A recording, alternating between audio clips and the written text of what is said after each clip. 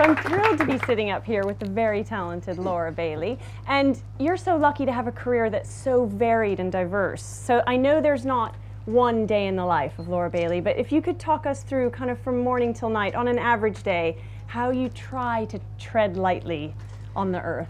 The truth is there is no average day, as you say, and I kind of thrive on the juggling and the diversity of the different challenges, whatever my day throws at me. There are some constants though. I bike pretty much everywhere in London except tonight. I try to shop locally and kind of on my way home, and actually the bottom line, I'm echoing Henrietta, I think, is that I try to employ good old common sense.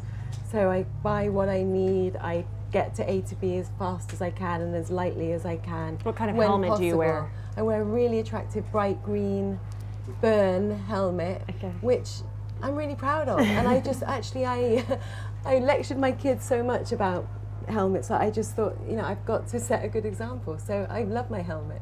But also just to, on the biking front, and I'm going to get all my confessions out of the way as well, because I bike to work in London, but I also often fly to work. So my fashion life is a bundle of guilty contradictions. So I'm more here in confession than as an advocate of, you know, any kind of ethical wisdom, any kind of perfection. And the truth is as well that I cycle everywhere in London because it makes me really, really happy, as much as to be ethical. I love not to be on my phone, to slow down and look at London, and I find it almost impossible to arrive anywhere in a bad mood after a bike ride through Hyde Park. So because you have to travel a lot for work and wear a lot of different clothes, how do you balance out those sort of guilty aspects of your life with more? I think there are a lot of contradictions. I'm paid a lot of the time to tell other people's stories, to wear other people's clothes, and sometimes to just shut up and look pretty occasionally. I find that harder and harder, and what I try to do, erratically perhaps, is to find a balance between, you know, being really proud of my work and the people I work with and thriving on the collaboration of the team and the creativity, but also trying to use my voice through fashion as a force for good. I've succeeded in some areas, failed in others. I've tried to travel and witness the full story of fashion. I've been to Nepal with People Tree. I've been really privileged to kind of witness every stage of the fashion production chain. And with that voice that people definitely want to hear what you have to say, what do you want to tell people, or what do you want to inspire in people? I think the first thing that comes to mind, it's quite hard to talk about oneself like this, but I think I can only think about my children, and what I like to inspire is a sense of openness and curiosity and adventure, and to find the story or tell the story in whatever way feels true to you. My experiments and creative path is quite diverse. You know, I'm experimenting in film. I still, you know, work a lot of the time as a model. But as a writer, I feel like I've got a chance to get underneath, and I realise, you know, my path has been an unusual one. You know, there's not many Vogue bloggers filing copy from the top of Kilimanjaro, but What were you doing there? It was kind of a dare. Which I found, I think after a glass of wine or two, the next day I woke up after a really fun dinner and thought, did I promise? And I realised I did, and then we just did it, and I raised a lot of money for Kids Company, and it was one of the hardest things I've ever done and one of the most amazing things I've ever done. But you know, it was extreme. It was extreme, and it was the kind of opposite of a fashion job, and yet there were connections to my other life. And I think as I got older, and also come home to London after years in New York and on the road and had my babies, I've more and more appreciated and embraced the kind of joining of the dots between my different worlds. And I think my kids probably have a lot a lot to do with that, because You make talk better about your choices. babies, and you're a wonderful mom in every way. But what do you want to inspire in them? And also, what do they teach you? What do they inspire in you? Yeah, like I said, a sense of adventure and curiosity for me, above all else, and independence and original spirit and thought. For me, they're all connected with my adventures. But by example, I guess just to keep asking questions and searching and being brave, really. I'm the most proud of, actually, it's not, I don't mean to really focus on my kids because it's really annoying and boring, but I've got a lot of teenagers in my life. And friends too. But I've got a lot of very young friends and teenagers in my life, and especially the girls. I'm really conscious of setting a good example, and even those that are quite close to me have a sense of what a life in fashion is. And as you know very well, the reality can be very different. So without bursting too many bubbles, because I'm a big believer in the dream and the fantasy, I kind of try almost to make a fool of myself, or be extra. I'm the most unglamorous mother on the school run. I'm not sure about that. But I try, that's one part of me, and especially to the teenagers, I think much, way outside of fashion, I just try and have really, meaningful, straight talking conversations or arguments with the very impressive teenagers in my life. And my kids, they're better cooks than me, they're better gardeners than me, they're better technology than recyclers. me. They're better recyclers. They're 8 and 5. I've got a lot to learn. But fashion is a lot of your work, but you do it with a conscience. I mean, you're an ambassador for the British Fashion Council, but you support London designers, you support ethical designers. So what do you really focus on when you look to brands, and what do you want to see from those brands? Primarily, genuinely, I focus on what I love and what I want to wear, and I try to ask enough questions and understand enough of the story to be on the right side, so to speak. But I'm also not at all someone that sits in judgment, or I realise that there's so many difficult arguments around this area.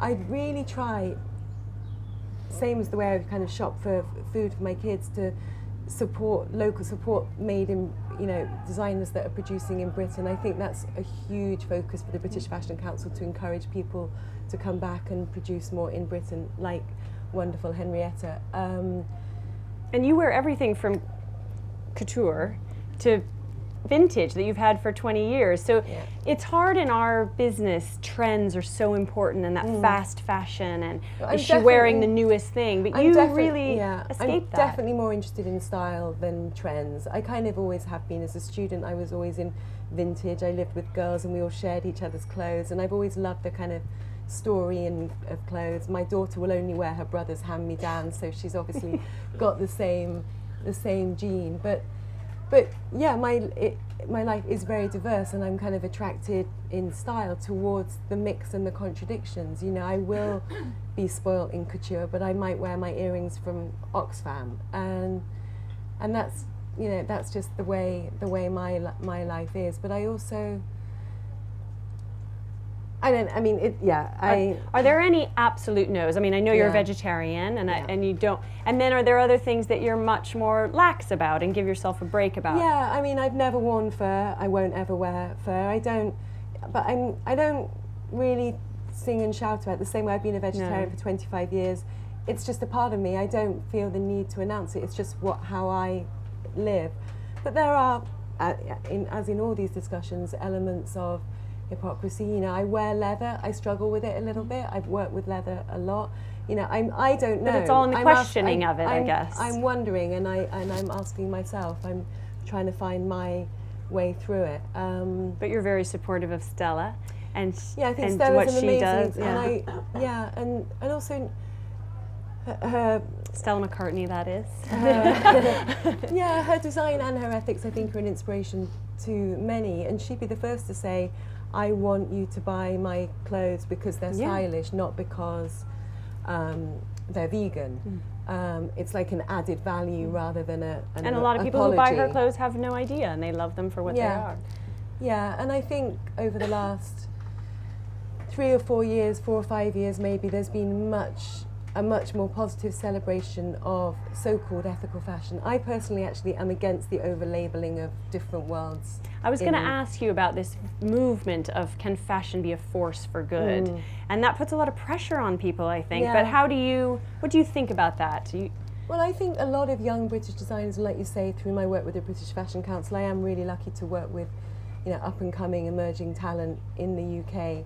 And I would argue that most of them are ethical, not by, a bit like Henrietta, accidentally, she followed her passion and her instinct to support the factories of her, of her home environment in Scotland. And I think many many designers starting out, they produce in small quantities in the UK because that makes business and financial sense. The pressures come later. So I think, but in general, to be honest, I am a bit against the kind of putting people in categories and separating them from the mainstream, because I think everybody deserves a chance and a voice. It's hard to be put in a box right away. Yeah. Okay, I'm going to do the first picture. This is These my job. Really, I know, I love you being the picture girl. This is very quickly an example. These are very, very random, not chosen by me, I'm sorry, but this is an example of, well, obviously my beautiful girlfriends, first of all, but an example of one of my favourite young British designers, sister by sibling, famous for their knitwear, and one of my favourite designers producing almost exclusively in the UK, and one to watch, and an almost luminous Christopher Kane clutch. So that's really just an example of trying to kind of wear to quite a kind of scary. I hate these moments. That's why I'm kind of hiding under Poppy's shoulder, because I just really want to have a drink with a mate. But that's where it's such a juxtaposition, right? Because but if we're going to show a kind of party picture, then it might as well be with a great up-and-coming British designer, producing ethically and I think doing beautiful things. Talk a little bit about your work with Oxfam, because I think it's so wonderful that someone like you can be an ambassador to the British Fashion Council and to Chanel and also to Oxfam. I mean, not many people could bridge that. Yeah, it's pretty extreme, but to me it's not. I mean, to me there's the biggest blessing in my so-called model life has been, from the day I stepped from, has been my travels and adventures. And when I was asked by Oxfam to join their amazing team and to start to, be one of their many voices, and they kind of challenged me with a few things, one of which was a very tough trip to Ghana and Liberia, focusing on maternal health issues. And it was so extreme because apart from the situation, I'd also left my babies behind and I was in extremely traumatic conditions. But for me, it's such an honor and such a chance to turn all the very random good luck and fortune I've had, not just in my work life, but with my own family and my healthy, very spoiled, very good gardener children, into something that I could feel really properly proud of and hopefully do forever in different ways. I was going to ask you, 5 years from now, 10 years from now, what do you want to be focusing on? How do you want to be spending your time most productively? I can only ever answer that by first of all saying the best mother I could possibly be, because the huge luxury in my life is that even though I work, the biggest luxury is that even though I work very hard, I do really manipulatively work everything around my babies. So aside from that, I'm really passionate about my work with the British Fashion Council and young designers, young talent, and that goes into my work in film as well. And I really want to write more, and my life is, I need to find more time alone, and I'm a good multitasker, but sometimes I use it as an excuse not to be still and to do my own private work. That's what kind of is, that's the danger. And I really want to watch more TV. And more movies. Because, because I never know what anybody's talking about. And so I really... box sets. I really just want to, get some sleep and watch more TV. How does it feel to be a role model? And I'm sure you will be 5 years from now. I mean, I know that's a bit uncomfortable to think of yourself as a role model, but you definitely are to me, to many people, younger and your age and older. And what does it mean to you? What do you want them to come away with when they listen to you or read your writing? Or Okay, I'm going to dodge that and tell you what it means to me to have role models, Okay. because I have many, and so I can only talk about it From from that the way, other yeah. side. I work with amazing people all the time. Camilla Batman-Jelly of Kids Company, my great girlfriends, Bella Freud, you know, people that have combined total passion and talent for what they do with amazing, inspiring work for good and change. And those are the people that I look up to. And they happen to have amazing style and a powerful voice in the media world. But it's their true, you know, it's their souls and ways of sharing their energy and the way they communicate and the way they... It's such a blessing, really, to have a voice yeah, and be able and to... so I kind of watch them and learn and go away and try, and I could give you infinite examples in all different fields, but I've been, one of the most fortunate things in my life has been to have amazing, especially female role models in all fields. So if I can, you know, be a tiny part of what they've given to me, to my, you know, and they're all doing exactly what tonight's about, making the world a better place. Then I'd be really proud. Okay, next picture. Calgary. Ooh! You're going to get squashed by cardboard. Not very good at that. Okay, back to vintage, which you Which we've you talked about. love, Really, and this is in LA, right? Yeah, because I'm always trying to run away from Hollywood and go vintage shopping in Venice. And yeah, this says nothing except for to remind me to talk about buying old clothes and recycling. But why is that favourite important? clothes. You know, Partly pure taste. I love that. I love the quest. I love the search for, you know, something unique, and I have much less time than I used to wander around Portobello on a Friday morning, but I still do, and you know, to relate it back to Oxfam as well, you know, I have more clothes than any girl should ever have. My daughter will never wear a dress. She only will ever wear a tracksuit her whole life. So there isn't much point in keeping very much for her. So I also, you know, I give loads away to Oxfam, and you know, I hate this thing of having so much more than I need. It makes me feel really guilty and ashamed. So I'm always doing obsessive giving away. and do you think, do you have a problem with as I spoke of before, that fast fashion and that real desire for high street brands to have new things every day? I think the British High Street is amazing in some ways, actually, and there's actually loads to be proud of, and it often gets a really bad rap, and there's many great initiatives and great companies. I personally, there are exceptions, but I'm not that attracted to the thing of the moment. I never have been. I'm kind of the opposite of an it girl, it bag kind of girl. I quite like being the kind of nerdy behind the times one. How do you decide what you're going to wear? Do you visualize it I have first, no time. or do you? Okay, well today, which is a terrible example because I've been working since 7 o'clock this morning and I haven't been home. So I did go to work with a bag of clothes, not even knowing whether it was going to be hot or whether we're outside, inside. So I kind of take a plan, see how I feel. I'm very impulsive. I don't overplan. I just see how I feel, and I get it wrong, and I don't feel defined by, you know, by how I look or how I dress, or so I don't overthink it, is the truth. And tell us about today. It was a very exciting day for you.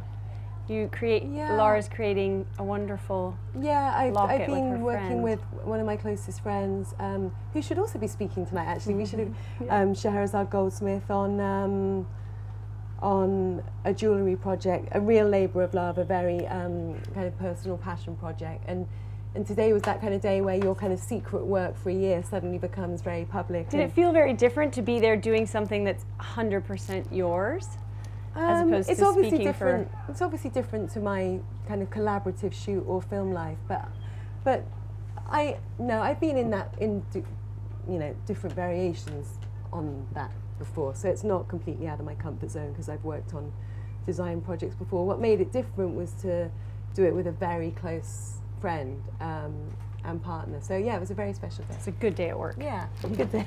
Okay, third. I think this picture is actually just a still from my one of my Oxfam trips. And where was that? And I look so much Oh, happier that's than I've ever great. looked on a fashion shoot. I never ever smile on a fashion shoot. Aww. This is it. But Tell us about this woman and her baby. Very happy. Yeah, well. Where she'd was this? lost- Sorry. This is in Ghana. Before or after a trip to a very, very, can't remember, it's 2 years ago now, it's a very distressing, it was actually between a hospital visit and then witnessing a birth in a hut in the middle of nowhere, all happy ever after actually. But she was just an amazing woman that had lost, I don't want to misquote, but I think 3 out of 5 children, and this was a healthy baby, and it's just really sitting listening to stories. How do you I was take making all a of film. that and bring it back to your life in London, and then do something on a personal positive level, with it? I made a film, and first thing I did, my kids were smaller, but first thing I did is show them why mummy's been away and make sense of it with them, and Tell people really, about it. Really just tell the story. That's really I mean, whether you're an ambassador for a fashion company or an international charity, that is your job really, to tell stories, and that's kind of been my job in fashion, from in front of the camera or behind the scenes. You've been traveling since you were young, modeling. What do you think traveling has given you? What's the best thing that traveling has given you? When I was young, definitely a sense of independence and survival and freedom. I spent a good few years of my early, literally, on a plane, and you get very resilient. You get very, you travel lighter and lighter, and I still, obviously, I'm much more rooted and much more at home because of my babies than I ever was then. But I haven't lost that kind of. But you always take wanderlust your and running sense kit of with you when adventure. you travel. Yeah, I do. I don't And you always use it, explore. but I always take it. Yeah. Is it hard to be vegetarian sometimes when you're traveling? And It used to be. Now it's easier. Occasionally in Paris, I get a bit of attitude. You're such an inspiring woman. Thank you.